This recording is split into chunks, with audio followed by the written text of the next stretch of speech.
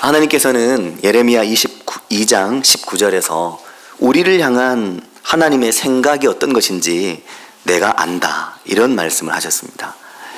하나님은 우리를 향한 하나님의 마음이 어떤 것인지 내가 알고 있다라고 말하면서 하나님의 마음에 대해서 우리에게 말씀하신 곳이 있습니다. 그 말씀에는 여호와의 말씀이니라 너희를 향한 나의 생각을 내가 아나니 평안이요 재앙이 아니다 하는 말씀을 우리에게 하셨습니다.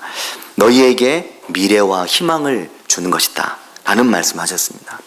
우리가 이 말씀을 통해서 우리를 향한 하나님의 마음이 근본적으로 평안과 미래와 희망에 관한 것이라는 것을 알 수 있습니다. 이것이 우리에게 얼마나 큰 소망이 되고 힘이 되는 말씀인지 모릅니다.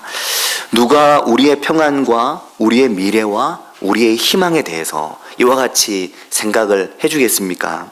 그것도 온 세상을 창조하신 전능하신 하나님의 생각이 우리를 향해 평안과 미래와 희망이다라는 거죠.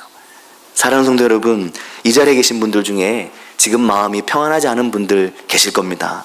지금 마음에 미래를 내다보기가 참 마음이 힘든 분도 계실 수 있고, 또 하나님께서 내게 평안과 미래와 희망을 준다 하시는데 나의 내일에 대해서 희망을 갖고 있지 못한 분도 이 자리에 계실 수 있습니다.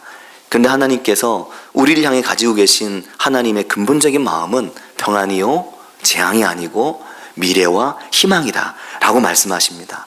이 말씀이 이 자리에 있는 우리 모두에게 정말 고백되는 말씀이 될 수 있기를 바라고 축복합니다.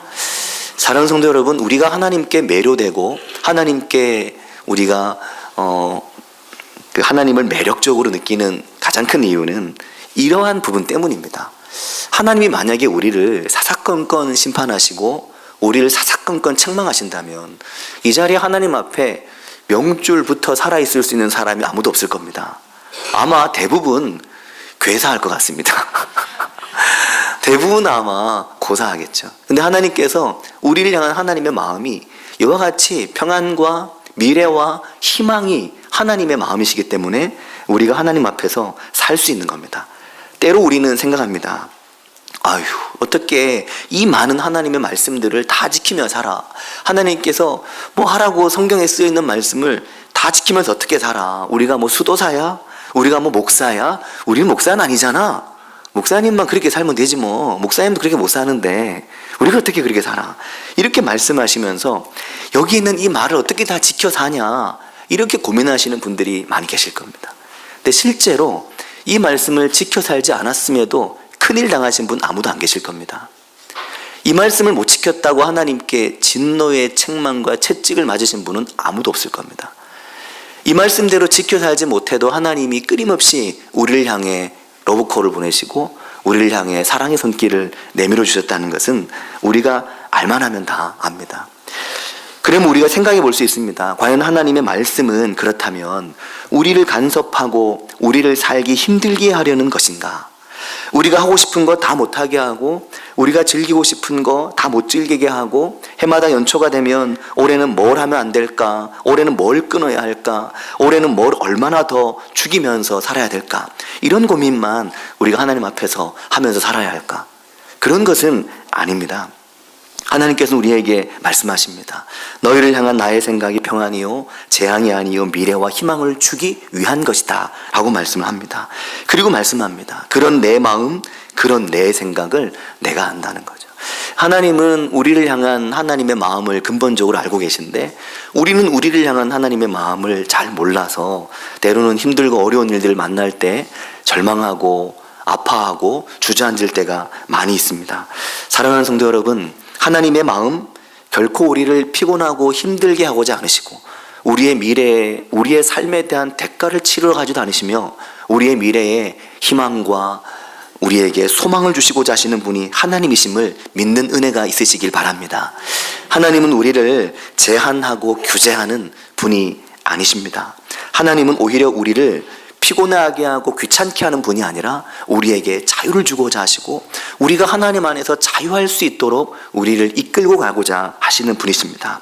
때로 우리가 어른들 중에 더 자꾸 자꾸 이래라 저래라 하고 이거 해라 저거 해라 그러고 이거 하지 마라 그러면 우리가 그런 어른을 뭐라 그러냐면 꼰대라 그럽니다. 꼰대라는 말 아시죠? 꼰대라 그럽니다. 근데 사실 신앙생활을 우리가 잘못하면 하나님만한 꼰대도 없습니다. 근데 하나님이 정말 꼰대신가? 하나님은 꼰대가 아니시거든요. 하나님은 우리에게 꼰대인 분이 결코 아닌 겁니다. 말씀 속에는 된다 안 된다 하라 하지 말라가 많이 있지만 하나님은 한 번도 그거 가지고 우리를 규제하고 재단하신 적이 없습니다. 하나님은 그 시간을 최대한 뒤로 미뤄 놓으시고 우리에게 기회와 소망과 미래를 끊임없이 주십니다. 어떻게 우리가 우리의 인생길을 걸어가면서 우리의 삶이 평안할 수 있을지, 우리가 어떻게 미래와 희망에 붙들려 살아갈 수 있을지, 하나님은 오히려 우리보다 한 걸음 뒤에 가시면서 우리를 밀어주시고 때로는 우리의 방향도 잡아주시고 우리가 하나님께서 우리에게 주시는 평안과 미래와 희망에 붙들려 살 수 있는 길로 우리를 계속 인도해 주시는 분이십니다. 그런 하나님께서 우리에게 가장 중요하게 하라고 말씀하시는 것이 있습니다. 그것이 말씀과 가까워지고 기도하라라는 것입니다. 새해에는 말씀을 더 가까이 하고 우리가 기도의 습관을 갖는 그런 은혜가 우리 모두에게 있을 수 있기를 바랍니다. 하나님의 말씀은 우리에게 족쇄가 아닙니다. 하나님의 말씀은 우리로 하여금 세상의 모든 유혹과 죄와 멸망의 길에서 가장 안전한 보호와 가이드가 되어주는 것이 하나님의 말씀입니다. 하나님의 말씀대로 살아보면 이것이 힘든 것 같고 때로는 나에게 족쇄가 되는 것처럼 느껴질 수 있으나 하나님의 말씀의 길로 들어가 보면 그 길만큼 자유롭고 그 길만큼 편안하고 그 길만큼 행복한 길이 없습니다. 왜냐하면 그 길에서 하나님은 우리가 마음껏 자유하게 하시고 그 길에서 하나님은 우리에게 복을 주시고 은혜를 내려주시기 때문입니다.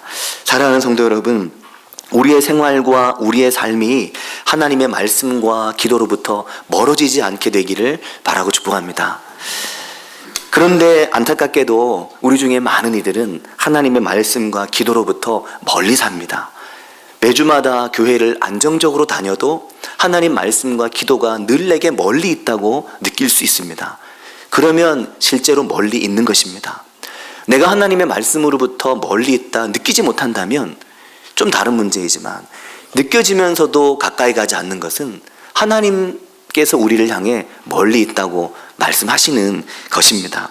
하나님께로부터 멀리 있을 때 우리는 세상 속에서 치유되지 못하고 세상 속에서 회복되지 못하고 죄와 고난과 아픔의 자리에서 그 세상의 힘든 것들을 다 우리 혼자 겪고 혼자 당하게 됩니다. 그렇게 하면서 사단은 우리가 세상의 죄의 구조와 세상의 힘든 여건 속에서 그 안에서 잘 정착해서 그 모든 어려움을 온몸으로 당하면서 그 구조 속에서 우리로 하여금 살게 만듭니다. 죄가 일회성인 사람은 아무도 없습니다. 죄는 한 번 지으면 반복적이 되게 되고 반복적으로 짓는 죄는 결국 사람을 가두고 사람을 웅크리고 그 틀 안에서 벗어나지 못하게 만들어버리게 되고 맙니다.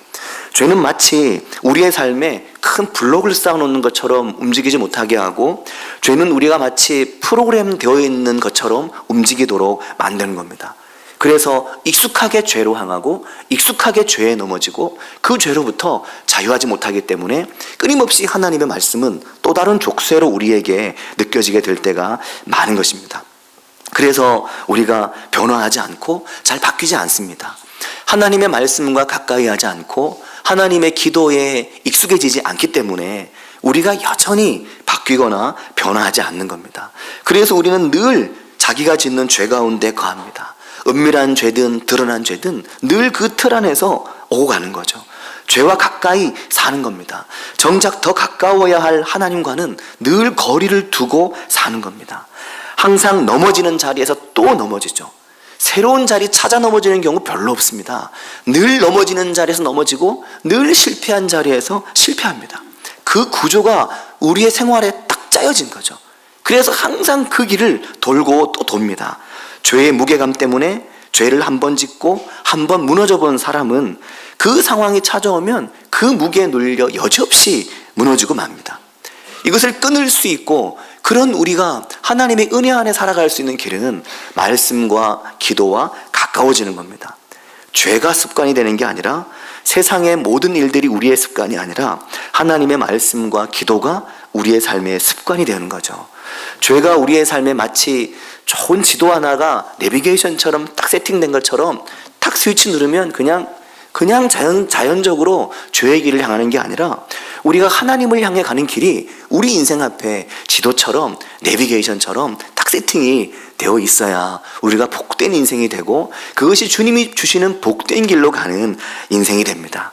사랑하는 성도 여러분, 제가 어제 다이소에서 그 등을 2개 샀습니다. 이렇게 탁 터치하면 불빛이 딱 들어오는 등을 2개를 샀거든요.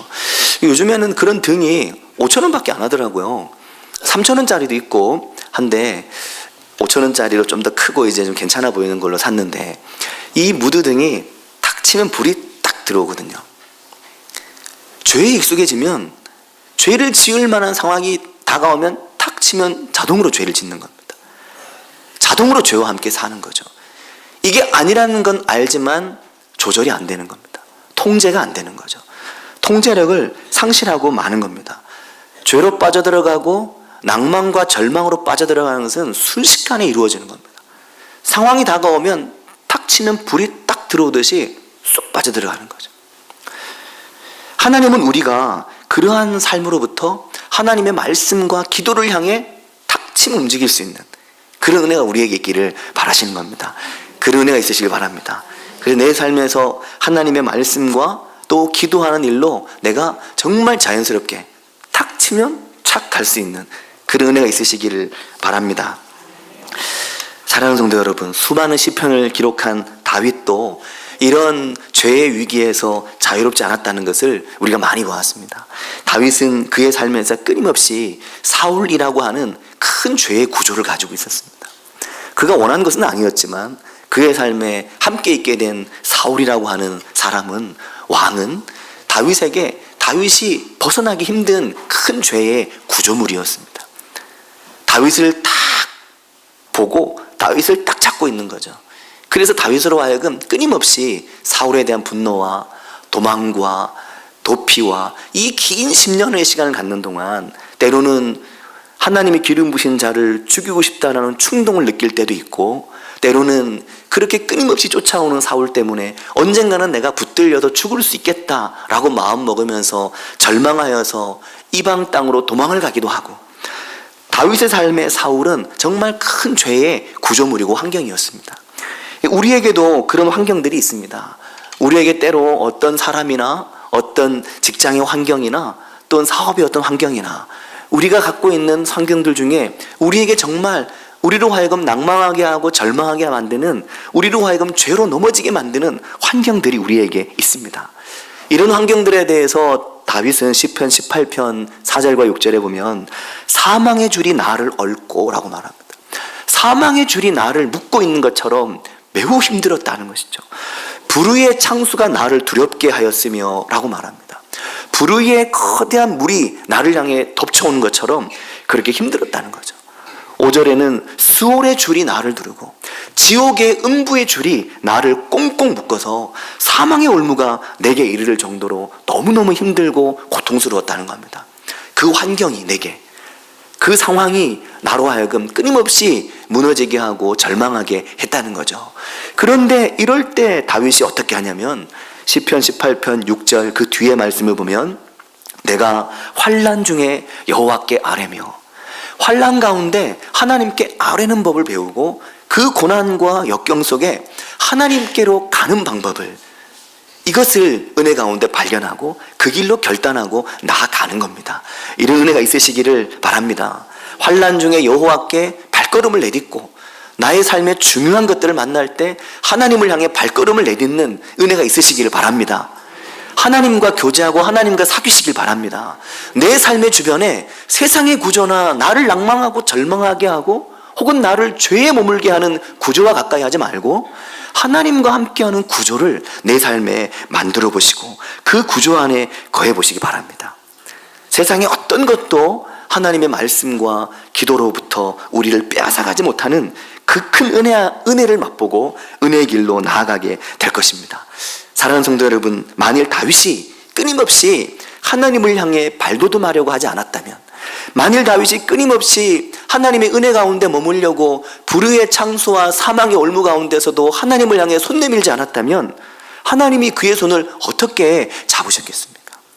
주님을 향해서 내 발을 한 걸음 더 내딛고, 주님을 향해서 내 결단을 한 번 더 하고, 주님께 내 마음과 내 삶에 대해서 한 번 더 다짐하고 가는 사람이 비록 작심삼일로 끝나도 하나님의 은혜를 받게 되고 은혜 가운데 머물게 됩니다. 우리가 생각해 보면 사울은 결국 멸망으로 인생이 끝나고 말지만, 다윗은 그 제외의 큰 구조인 사울, 그 왕이라고 하는 큰 벽 앞에서도 결국 하나님을 붙들므로 하나님이 그를 그 벽 앞에서 건져내셔서 하나님의 은혜에 이르게 하는 것을 우리가 보는 거죠. 사랑하는 성도 여러분, 우리는 때로 나와 관계없는 죄 때문에 더불어 멸망하기도 합니다. 이것은 나와 관계가 없는데 내가 이 관계를 잘하지 못해서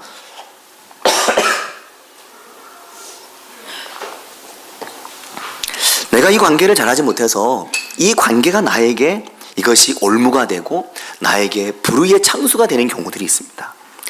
자, 그러할 때 하나님을 붙들고 하나님 앞에 말씀을 읽고 기도하면 하나님은 우리의 결단을 도우시고 우리를 인도하십니다. 그래서 우리가 하나님의 뜻과 하나님의 방식을 구하게 하고 우리의 삶에 하나님의 방식을 자꾸 프로그래밍 하셔서 우리가 하나님을 향해 움직이도록 우리를 만드시는 거죠. 때문에 우리가 누구와 어떤 관계를 맺고 있느냐, 어떤 이들과 가까이 지내느냐, 특히 하나님의 말씀과 기도와 가까이 하는 사람들과 친밀한 좋은 관계를 많이 만드시는 은혜가 있으시기를 바랍니다. 꼭 그러시길 바랍니다. 우리도 그러잖아요. 아이들이 학교에 가서 엄마 나 누구 집에 가도 돼? 나 누구 집에 가 자고 와도 돼? 이러면 그 허락해야 될 때가 있잖아요. 허락할 때가 되면 여러 가지 물어봅니다. 아버지 뭐 하시노? 엄마는 집에 계시나? 그리고 물어봅니다. 그 친구 공부 잘하냐? 친구 교회 다니냐? 이런 거 물어봅니다. 걔 친구 관계 잘하냐? 물어봅니다. 왜냐하면 그만큼 우리도 물가에 내놓은 내 자식이 좋은 관계 안에 있길 바라는 거죠. 관계는 너무나 중요하고 그 관계가 우리 안에 구조를 만들기 때문에 하나님의 은혜 안에 서기 위해서는 은혜의 구조가 우리에게 필요한 겁니다. 오늘 순을 발표를 했습니다. 글이 작아서 잘 안 보이실 텐데 나중에 큰 글씨로도 해드리겠습니다. 이 순을 발표했는데, 순은 교회의 가장 중요한 조직이자 구조입니다. 어떤 분들은 순을 잘 만나서 교회에 잘 정착하기도 합니다. 순을 잘 만나서 기도하는 것도 배우고 말씀 읽는 것도 배우기도 합니다. 또 어떤 분들은 순에서 그런 역할을 직접 하기도 하시죠. 근데 교회에 중요한 구조가 세 가지 있습니다.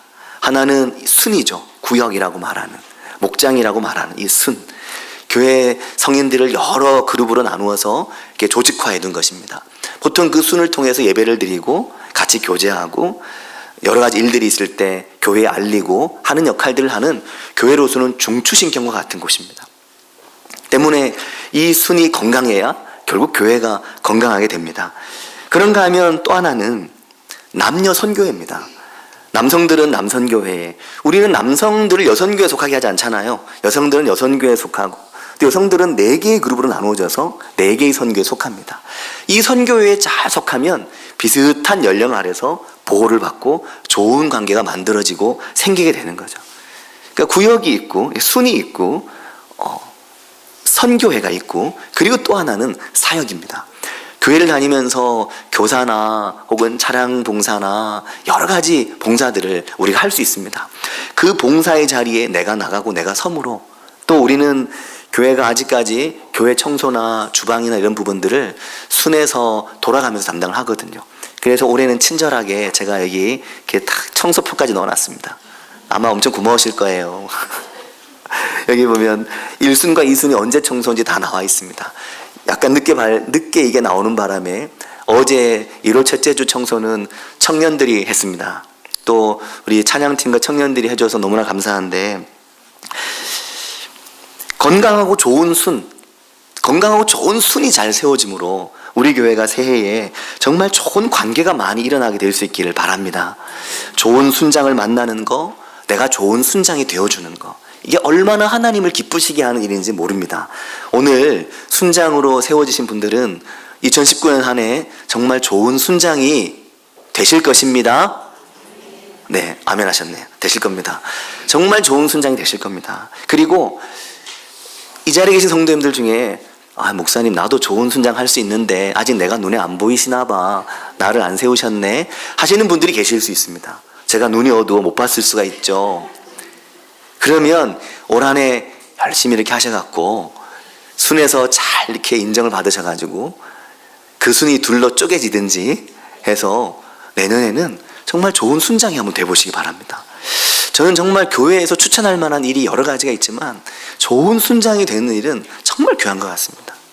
왜냐하면 좋은 순장 한 사람이 교회에 일으키는 영향력은 어마어마하거든요. 사실은 목사가 할 수 없는 일들을 순장님들이 하시거든요. 목사는 남성이고 또 그래서 한계가 있고 또 목사는 목사다 보니 이게 또 한계가 있습니다. 그런데 좋은 순장님들은 그 중간에서 가교 역할을 할 뿐만 아니라 하나님과 사이에서 견인차 역할을 해서 연약한 성도들을 하나님께로 이끌고 가기도 하고 마음이 상한 성도들을 어루만지고 회복시키기도 합니다. 이 모든 일들이 신앙의 좋은 구조와 좋은 환경이 되는 거죠. 그래서 우리가 좋은 순에 속하게 되는 것은 내 주변에 좋은 믿음의 환경을 갖는 것이고, 그러므로 믿음이 자라고 믿음이 성장할 수 있는 좋은 계기가 우리에게 만들어지게 됩니다. 결국 그렇게 해서 하나님의 말씀과 가까워지고 기도에 더 익숙해지게 되는 것입니다.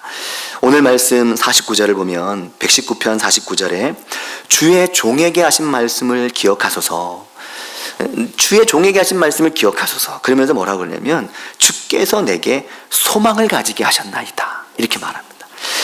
짧은 말이지만 이 안에는 많은 말이 생략되어 있습니다. 주께서 내게 소망을 가지게 하셨다, 이 말 한마디를 하기까지 얼마나 많이 울었겠느냐 하는 겁니다. 한 송이 국화꽃을 피우기 위해 무슨 새가 많이 울었나요? 서쪽새가 울었나요? 얼마나 많이 울었나요? 그렇게 많이 울고 나서야 한 송이 국화가 폈다는 시인의 시처럼 주께서 내게 소망을 주셨다, 이 한마디의 말을 하기 위해 이 시인은 얼마나 많이 하나님의 말씀을 사모하고 얼마나 많이 하나님 앞에 기도하면서 하나님께 나아갔겠느냐 하는 겁니다. 하나님을 만나고 하나님과 함께하고 믿음의 사람들 사이에서 기도하고 말씀을 사모하고 그러면서 내 안에 소망이 일어나는 것을 보게 된 것이죠. 원래 있었던 소망이 소망된 걸 소망이라 하지 않았지 않습니까? 없던 소망이 생긴 겁니다. 또 불의의 창수와 사망의 올무처럼 곤고하고 어렵고 힘든데, 너무너무 내가 지금 힘든데 그때 생긴 소망을 정말 소망이라고 하는 거죠. 그래서 119편의 이 앞부분에는 그런 말씀이 있는 겁니다. 이번 수련회, 신앙 수련회 주제처럼 주의 말씀이 고난 중에 위로입니다.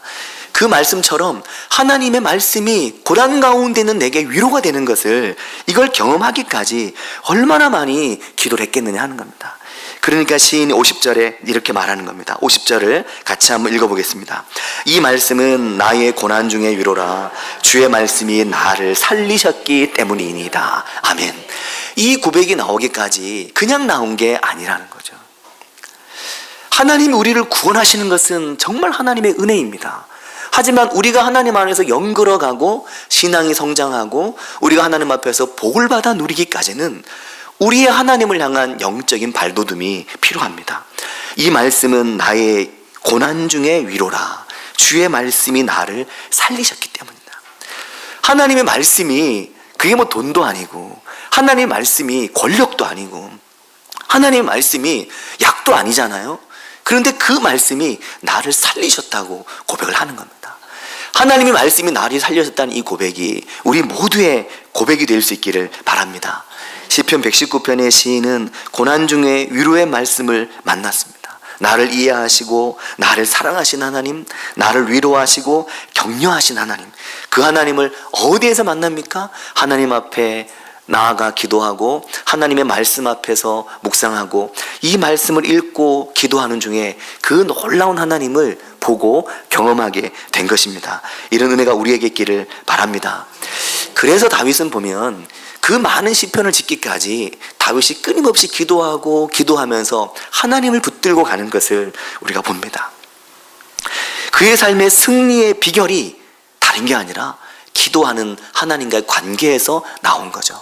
우리는 때로 정치적인 사람을 보면서 정치를 잘하는 사람들 보면 아주 자기 인생을 잘 열어갑니다. 잘 만들어갑니다. 하지만 어느 순간 한계에 딱 부딪히면 통로를 못 찾는 거죠. 그런데 하나님과 함께하고 하나님께 나아가는 사람의 길은 하나님이 열고 하나님이 인도하시는 것입니다. 이런 은혜를 경험하는 2019년이 우리 모두에게 되기를 바라고 축복합니다. 우리가 다들 조금씩 늦게 깨닫잖아요. 일찍 깨달으면 일찍 자라면 사실 환난을 안 당할 수 있을 것 같습니다. 물론 그래도 당하겠지만, 근데 환난을 한 번씩 더 당하는 이유는 사실은 늦게 깨달아서 그렇습니다. 근데 그렇게 늦게 깨달아서 환난을 한 번 당하지만 결국 환난을 한 번 더 당한 것이 우리에게 유익이라고 시편 119편이 말씀하거든요. 고난당한 것이 내게 유익이라. 그 고난 속에 하나님의 말씀을 배우게 되었다라고 말합니다. 늦게 가는 것 같지만 하나님은 우리와 함께 하시면서 우리에게 말씀 속에서 은혜를 주시고 교훈을 주시고 깨닫게 하시는 거죠. 그러니까 신앙생활을 같이 하면서 2019년에 다들 이쪽 논에 우리 교회 성도님들 한 줄로 쫙 이제 서가지고 다 서서 요 땅 하면 다 같이 막 저수지로 달려라 하고, 저수지에 빠지라는 게 아니라 이제 저쪽 방향으로 달려라 하고 막 뛰어갈 때 다 같이 뛰어가는데, 다 같이 달려가는데, 근데 그 중에서 어떤 사람은 하나님의 말씀과 함께 뛰어가면서 삶에서 하나님이 인도하시는 길 가운데로 갈 수도 있고, 그렇지 않으면 또 가면서 여전히 제자리 걸음을 할 수도 있는 것입니다. 시편 34편 17절에 의인이 부르짖음에 여호와께서 들으시고 그들의 모든 환난에서 건지셨도다. 이 고백이 우리의 고백이 되길 바랍니다. 여호와는 마음이 상한 자를 가까이 하시고 충심으로 통회하는 자를 구원하신다. 이 말씀의 은혜가 우리의 삶에 있기를 바라고 축복합니다. 사람은 나쁜 자극을 자꾸 받으면 나쁘게 반응을 하고, 좋은 자극을 자꾸 받으면 어떻게 반응할까요? 좋은 걸 반응을 이제 한다고 합니다. 어떤 자극을 주느냐에 따라 그 행동이 달라진다는 거죠. 어떤 자극을 많이 받았느냐에 따라 튀어나오는 행동이, 대응 행동이 다르다는 겁니다. 좋은 말을 많이 들으면 미소가 잘 번지는 반면에 나쁜 말을 많이 들으면 자꾸 인상을 쓰게 되는 것도 같은 원리라고 할 수 있습니다. 그런데 이렇게 통용되던 말이 꼭 그렇진 않다라고 사람들이 말하기 시작했습니다. 왜냐하면 사람은 자극에 의해 반응하지만 변수가 있다는 거죠. 자극과 반응이 직결된 것은 아니라는 겁니다. 그 사이에 뭐가 있냐면 상황과 환경에 따라 반응이 달라질 수 있다는 거죠. 자극이 주어져도 상황과 환경이 어떻느냐에 따라 반응이 달라지는데, 특히 가장 큰 영향을 끼치는 것이 이미 내 안에 만들어져 있는 어떤 구조에 의해서 반응이 다르게 나간다는 겁니다. 나쁜 기억이나 어려운 상처들이 많이 내 안에 저장되어 있으면 별거 아닌 거에도 반응이 좋지 않게 나가는 거죠. 그러나 좋은 기억과, 오늘 아침에도 아동바에게 물어보니까 좋은 추억을 쌓았다고 얘기하더라고요. 좋은 추억이 마음 안에 많으면 어려운 상황에서도 반응이 좋게 나가는 겁니다.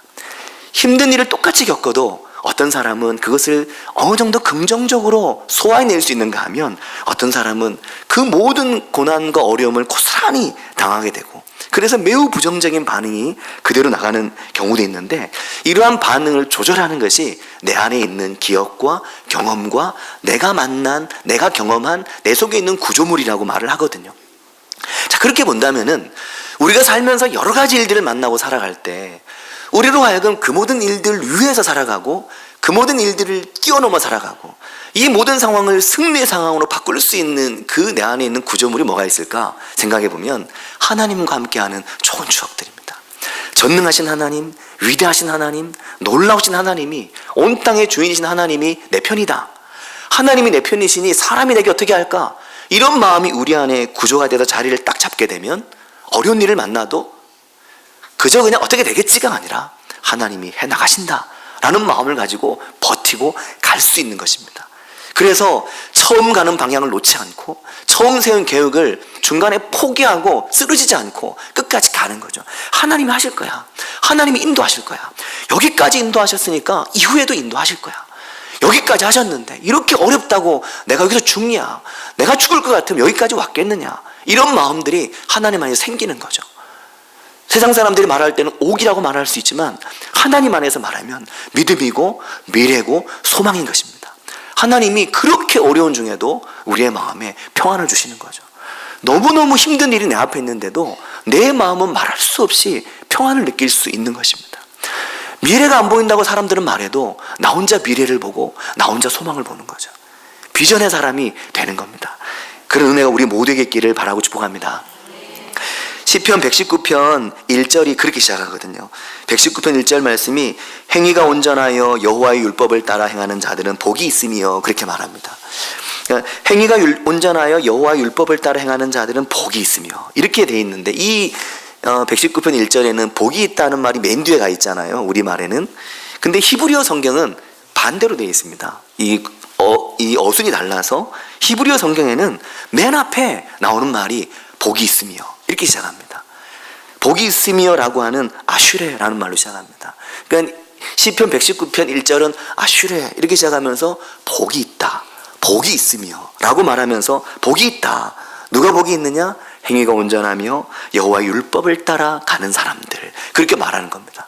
우리가 새해에 정말 하나님의 말씀과 가까워지고 기도가 익숙해지는 성도들이 되어서 우리의 삶에 하나님이 주시는 복이 차고 넘치는 은혜가 가득하기를 바라고 축복합니다. 같이 기도하겠습니다. 이런 은혜가 우리에게 있길 위해서 복이 있으며 복된 인생 되기를, 말씀과 기도에 가까워지기를, 내 삶의 모든 일들을 하나님께 맡기고 나아가기를 같이 한 목소리로 기도하겠습니다.